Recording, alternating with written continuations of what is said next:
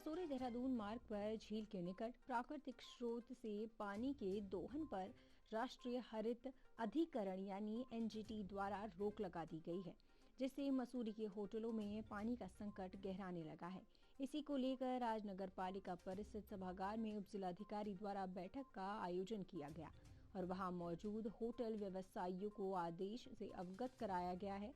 साथ ही बताया गया है कि मसूरी झील से टैंकरों द्वारा पानी की सप्लाई पूरी तरह से प्रतिबंधित कर दी गई है और सभी होटल व्यवसायी अपने स्तर से पानी की आपूर्ति सुनिश्चित करें। एनजीटी में कार्तिक शर्मा द्वारा एक याचिका दायर की गई थी, जिसमें मसूरी झील के निकट प्राकृतिक स्रोत से टैंकरों द्वारा पानी की आपूर्ति की जाती है, जिससे उसका जल स्रोत भी प्रतिकूल प्रभाव पड़ रहा था, जिसका संज्ञान लेते हुए एनजीटी द्वारा पानी की आपूर्ति पर प्रतिबंध लगा दिया गया है। मसूरी से अजीत कुमार सिंह की रिपोर्ट। ऑनरेबल एनजीटी कोर्ट ने एक ऑर्डर पारित किया है Kartik Sharma versus state and others में। उसमें 353/2022 वाला केस है और उसमें जो मसूरी में एक प्राकृतिक स्रोत है जो धोबी घाट से और नीचे भट्टा गांव के झील तक जाता है और उसके बाद वो नीचे उसका फ्लो होता है। उसको लेकर के हुआ कि उसमें जो मसूरी देहरादून रोड है उसमें कुछ लोग जो है उसका पतनाला डाल करके उससे पानी टैंकरों से भर के होटलों में सप्लाई होता है। उसको लेकर के हुआ कि वो नेचुरल फ्लो को जो है बनाया जाए, मेंटेन किया जाए और उसके लिए डिस्ट्रिक्ट मजिस्ट्रेट को और उत्तराखंड पॉल्यूशन कंट्रोल बोर्ड को स्पेशली डायरेक्शन दिए गए हैं कि इसका एग्जीक्यूशन और इम्प्लीमेंटेशन को किया जाए। तो उसी के संबंध में हमने आज जितने इससे उससे जुड़े हुए स्टेक होल्डर्स हैं उनको यहाँ पर बुलाया, उनको माननीय न्यायालय के आदेश से अवगत कराया और आज से ही हम उसका जो अनुपालन है उसको सुनिश्चित करवा रहे हैं। सर, कहीं ना कहीं तो पानी की सप्लाई सभी होटलों में वहाँ से होती है, इससे काफ़ी जो पर्यटन सीजन है काफ़ी। अदर जो प्राकृतिक स्रोत हैं उनको लेकर के हमने जल संस्थान को कहा है कि उनको आप रेगुलाइज करवाइए, वहाँ से किस तरीके से पानी लिया जा सकता है, पहला काम। दूसरा, हमने खुद होटल एसोसिएशन से इनसे बात की है जिनकी खपत है पानी की, कि आप जो है पानी के रिसाइकिल पे काम कीजिए, आप रेन वाटर हार्वेस्टिंग पे काम करिए, आप अपने यहाँ कस्टमर का काउंसलिंग का भी मतलब रिसेप्शन में ही रखिए कि आप कितना पानी यूज करेंगे। जो डेली होटल्स में टॉवल और बेडशीट और अदर चेंज होती है, एक ही कस्टमर यदि एक हफ्ते तक रुकता है और डेली चेंज होता है और उसमें फिर धुलाई में और लॉन्ड्री में पानी यूज होता है, उस सब पर भी जो है आप जो है काम करिए, जिससे कि पानी का हम कम से कम खपत कर सकें और उसकी प्रतिपूर्ति हो सके। साथ जितने हैं वो सब रोकिए। जो कोठियाँ, जो होटल या जो परिसंपत्तियाँ बंद पड़ी हुई हैं और उनमें पानी कहीं से लीक हो रहा है या पानी इस तरीके से गिर रहा है, वो सब उन पर कार्रवाई कीजिए ताकि पानी की बचत हो सके। तो हम जो जहाँ से पानी पतनाला निकाला हुआ है उसको डैमेज कर रहे हैं और डैमेज करके वहाँ पर प्रॉपर तरीके से उसको बंद कर रहे हैं। साथ में हम पुलिस को भी हमने निर्देशित किया है कि वो लगातार इस पर निगरानी रखेंगे। यदि गाड़ियाँ भरी जाती हैं और परिवहन करते हुए पाई जाती हैं तो हम कार्रवाई करेंगे। जो यहाँ पर मसूरी पेयजल योजना है जो कि पेयजल निगम के द्वारा बन रही है, वहाँ पर भी पेयजल निगम जो है अभी उनके अधिकारी महोदय ने बताया कि वो किस तरीके के दिशा निर्देशन, किस तरीके की कार्रवाई इसमें की जाएगी, बात करो। सर, ऑनरेबल एनजीटी में जैसा आपको सभी को पता है, एक कंप्लेंट केस फाइल हुआ था श्री कार्तिक शर्मा जी द्वारा, जिसका नंबर था 353/2022। तो उसमें ये कहा गया था कि धोबी घाट से अनकंट्रोल्ड वाटर को दोहन किया जा रहा है, जिससे नीचे रिवर और उसकी जो लेक है वो इफेक्टेड हो रहा है, वहाँ का एनवायरनमेंट इफेक्टेड हो रहा है। इस पर एनजीटी ने संज्ञान लेते हुए एक कमेटी बनाई कि आप उसका वहाँ के फैक्चुअल पोजीशन को ऑनरेबल कोर्ट को अवगत कराएं कि वहाँ स्थिति क्या है। कोर्ट ने तो वो कमेटी आई थी, कमेटी ने यहाँ पर स्टडी करके रिपोर्ट दी थी। उस रिपोर्ट पे एक डिसीजन आया है कि एक तो वहाँ से जो प्राइवेट टैंकरों द्वारा जो पानी भरा जा रहा है उसको तुरंत प्रवाह से रोका जाए। अनकंट्रोल्ड दोहन किसी रिसोर्सेज का नहीं होना चाहिए। रिसोर्स किसी की पर्सनल संपत्ति नहीं है, वो एक सबकी सार्वजनिक संपत्ति होती है।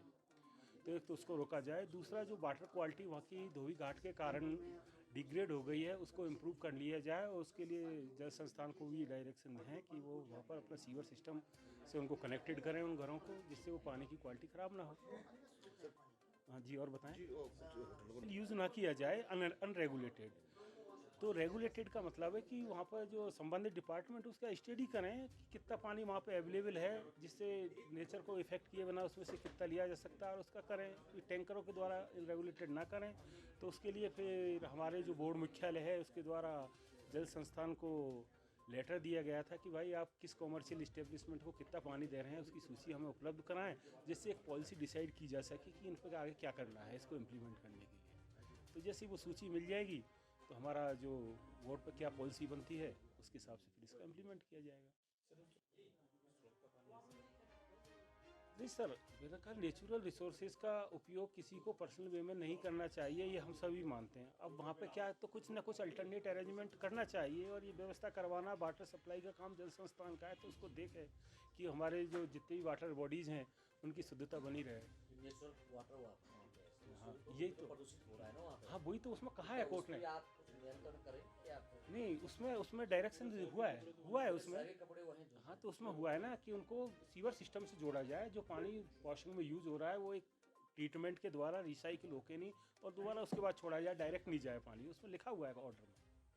मसूरी एक पर्यटक शहर है और लाखों की संख्या में मसूरी पर्यटक आते हैं, और हम सबको मालूम है कि मसूरी की एक फ्लोटिंग पॉपुलेशन है, और पानी की यहाँ पे काफ़ी समय से समस्या है, क्योंकि लाखों की संख्या में लोग आते हैं और पर्याप्त मात्रा में यहाँ पर पानी नहीं मिल पाता।